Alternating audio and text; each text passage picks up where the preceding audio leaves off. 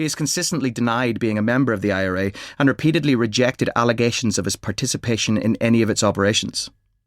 There were dead ends, false leads, breakthroughs. In Dublin, I found the IRA commander who sent McGee to England. In Belfast, I found the veteran IRA bomber whose name McGee borrowed as a pseudonym. Interviews took place in dingy flats, dive bars, plush offices, and the occasional fancy restaurant, not least that at the Grand Hotel, my base in Brighton. Bit by bit, the story emerged. This is a work of non-fiction. At the back of the book, a note on sources details how I used the information. Every scene and descriptive detail is based on interviews conducted by me or others, or rooted in the historical record. Where someone is quoted or their feelings described, there is a source.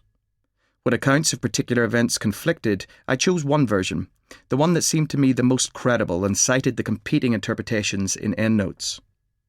In time, more secrets in the form of unsealed official documents and perhaps deathbed confessions will emerge, but for now, this is the story as I was able to unearth it.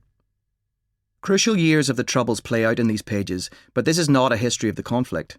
The focus is on one operation, and consequently much is excluded. There is little mention, for instance, of IRA attacks on Protestants in border areas, or loyalist targeting of random Catholics, or controversial security force killings. The story is told through the perspective of a handful of individuals, each representing in his or her own way a distinct worldview, and how those collided into each other in this fateful moment. In a chronicle of murder, I don't claim moral neutrality, but I strived for fairness in narrating why people did what they did. My use of language reflects this. In Northern Ireland, terminology is treacherous, denoting bias, real or perceived. Even the term Northern Ireland is contentious. I have stomped through this linguistic minefield by using terminology appropriate to each character. In researching this book, I thought a lot about the battle for memory. In the tangled, tortuous history of Britain and Ireland, the past is not a settled matter. There is no grand shared narrative. Atrocities and justified actions are in the eye of the beholder. Who started the Troubles is as contested as who won and who lost. The most loaded question of all is what the killing achieved. But in Northern Ireland, there are no answers, just as there is no settled peace. With Margaret Thatcher as polarising in death as in life, and Sinn Féin, once the IRA's political wing, reborn as a respectable party of government, the IRA plot to kill its greatest foe is in danger of becoming myth. It is vital to remember what actually happened. Prologue. Invisible Beings. A light breeze salted the Brighton seafront when the taxi carrying Patrick McGee pulled up outside the Grand Hotel. The driver opened the trunk and gave a cheerful warning to the porter, who reached for the case. "You'd better hold on to your nuts for this one, you'll need them." It was just after noon on September 15th, 1984, and it felt like the last day of summer. Sunshine burned through a residue of clouds, warming the pebbles on the beach. The English Channel glistened, serene. The Grand soared over King's Road like an overstuffed wedding cake. 8 stories of eaves, cornices, and Victorian elaboration coated cream and white. A Union Jack fluttered from the roof.